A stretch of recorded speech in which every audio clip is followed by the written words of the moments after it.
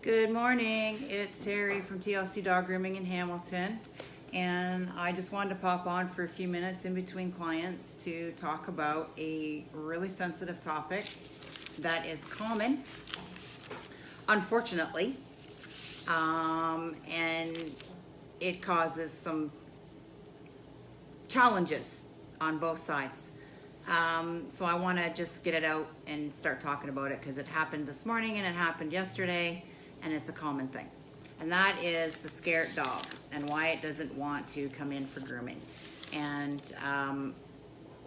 one of the issues is, and it might be difficult for people to understand what I'm saying, but when people hold their dog all the time and carry their dog everywhere, they essentially don't have a leash and a collar.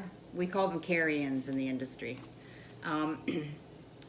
They're carried everywhere. They're loved through every and nurtured through every experience. The dog doesn't really get on the floor that much. They're always in a lap. You know, you're in the lap in the car ride. And the conversation that the human is having with the dog about how scared they are, or we're so worried about this, and oh, we don't want to do this to you, and you're creating this energy of something negative.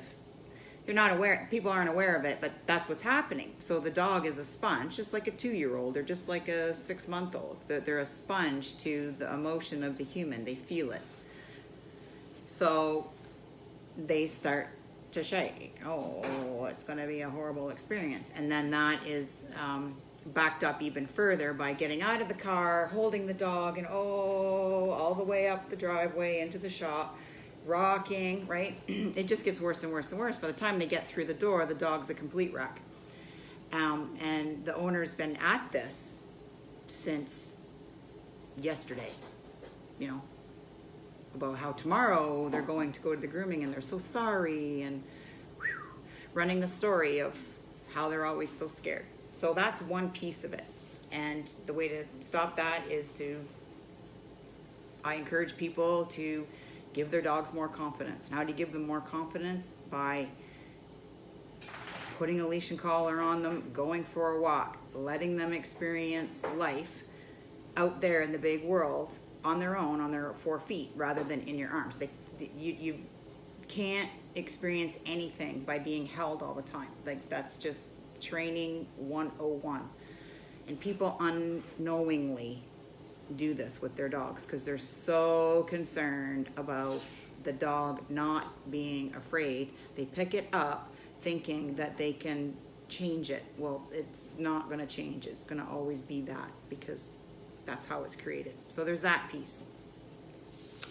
I made notes, so you'll see me looking down.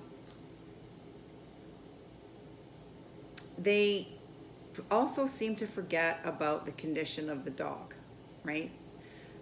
And this is what prompted it today. Hi, Tina. Thanks for coming on. Good to see you this morning. They don't realize the condition of the dog.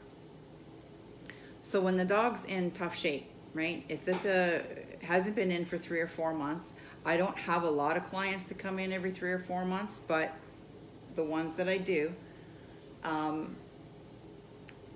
there's usually some grooming challenges in those dogs. In this specific case, the dog's been out.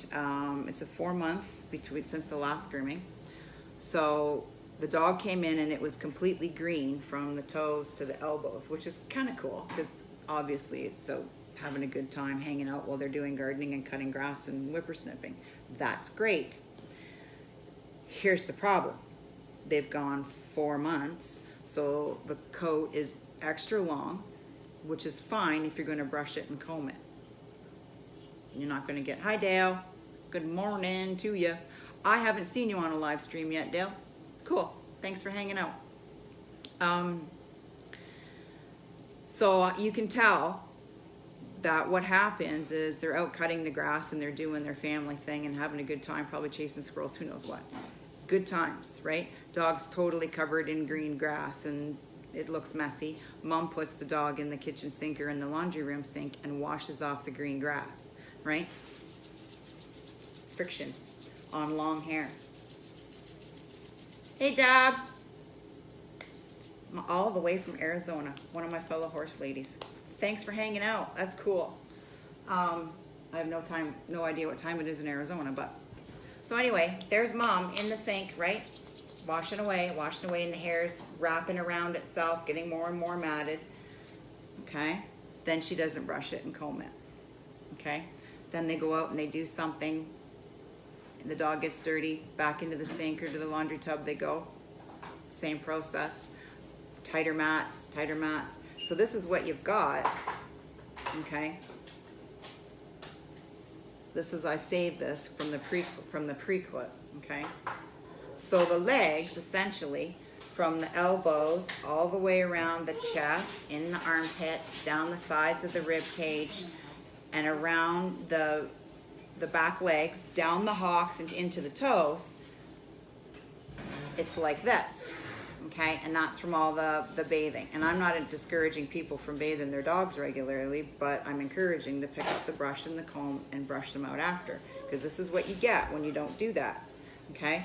So now I have to sit, and she doesn't want the dog short. She wants the dog in a medium length, okay? And I want to give that to her, but I can't because of this. It's a hula hoop. It's basically like a matted hula hoop from the elbows all the way around. It's like it's been dipped, okay?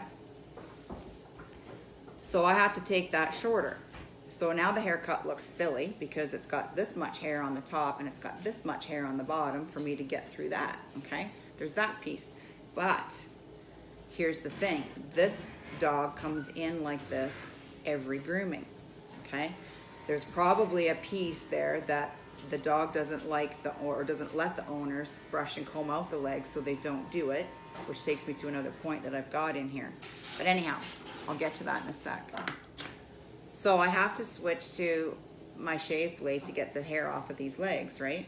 So when you're coming down a dog's leg with this blade, right, and the dog pulls, which they will, because if this has always been their experience, they've already got the anxiety of, I don't like this, I don't want this done, what do I need to do to get out of this? They start to struggle, they start to move, they'll pull, right? If this blade comes into contact, the tip of it, because normally like you're doing this, right? So that movement, this tip hits that muscle on the front leg and it hurts. Same with the back legs. They curl. Morning, Deb. They curl, they hunch their back over, and they pull up their back feet. So instead of it being a nice, straight, smooth process, it's now like this. And you've got to get in there and scoop it like that. It hurts, okay? You gotta hold it with your thumb, the skin with your thumb, to keep the skin tight so that you don't pick up skin with your blade. Like there's a lot of working pieces in there. So when the dog has that as its experience, every single groom for its entire life, by the time, I mean, it only takes once or twice for that to be its experience, and it doesn't usually go away, right? That's going to be how it is for the rest of the dog's life. So yes, the dog's nervous because it's thinking, oh, it smells this place, it hears the sounds, it knows the familiarity of this place. It gets even more nervous because it remembers the experience that it's had in previous visits. It is not fun. But the owner is standing there going, why is he shaking? What are you doing to him that makes him so upset? Why is he so upset? Well, you know what? You got a big part in it. We do the best that we can, but with what you bring us, sometimes there's not a lot that we can do. And it's a hard thing as a grooming professional to hear this over and over and over every day. Oh, I don't understand why he's shaking. Why does he do this? Why does he do that? Well, he's kind of matted. He's a lot matted. And it's not comfortable, right? We don't say that, but sometimes we kind of want to scream it at the top of our lungs. Might bite a little bit, but it's the truth. And it's not just my shop, it's grooming shops across the planet. So we got to talk about it so that people are aware of what's going on. It's hard to talk to people when they're in the shop because they're so fixated in their head and their mind is chatter, chatter, chatter, chatter, chatter. They're not able to be open to receive what we have to say that can help make things better. That's another issue, right? They're just so nervous, right? And that transfers. to the dog. All right, so I gotta check my notes here. Yeah, 3 to 4 months, that's usually too long to go in between dog grooming visits. However, when you go 3 to 4 months, you want to make sure that the hair is short. If you've got any kind of hair on the dog and you go that 3 to 4 month long, stuff starts to go wah, wah, wah, wah after about the 8-week mark, right? So keeping them short alleviates the problem. So it's important for people to book their appointments accordingly to your lifestyle, to your budget, and the look that you want, right? And that can be a challenge for people. People want this long fluffy stuff, but they don't want to come in every 6 to 8 weeks. Well, if you don't want to come into a grooming shop every 6 to 8 weeks, but you want this much hair on your dog, then you need to take a long, hard look at that, because it's going to be really difficult if you're not doing anything at home to make sure that the dog's going in good shape, so that it's not feeling as though it's being tortured. Even though it's not being tortured, to a dog, it kind of feels like torture sometimes, right? See where I'm going? You got to think about all the working pieces and what you're doing at home and what you're not doing at home to give what you want when you get there, right? Because if you don't do any of it, you're not going to like what you get. Okay? We talked about regular bathing. We talked about the appropriate style, length for your budget. Arriving with confidence is a big help. I told you about that, I think. I just shared a little bit about that. Walking in with a leash and collar and just being matter of fact about it. Just let it go. Let the professionals do their job. Let them do what they're trained to do. And stop keeping the dog in that fear thing about how sorry you are that they're having to go to the groomer, right? You make everybody feel crappy, essentially. Right? The humans that are grooming your dog, they don't feel good. They feel like you don't trust them and that you're accusing them of things. That really sucks. But we take it pretty good, but sometimes it's kind of like, oh, wow, right? But I don't think that people even know what they're saying and what it's creating in the room when they're doing it. So that's why I bring it up. And being aware of the condition. Yeah, I've gotten all the topics. Yeah, I gotten all the topics. If you've got any questions about this topic, please put it in the comments. I'd love to hear what you have to say about it, what you think about it, how you feel about it. Thank you. And if you think that it would benefit a family or a friend or someone that you know, then by all means share it. We'd love that. And I got to get back to work and finish the dog that I started, which prompted or inspired this thing. Thanks, Deb. I hope you go riding today somewhere awesome and enjoy your day. I got to get back to work. Take care, everybody. Bye.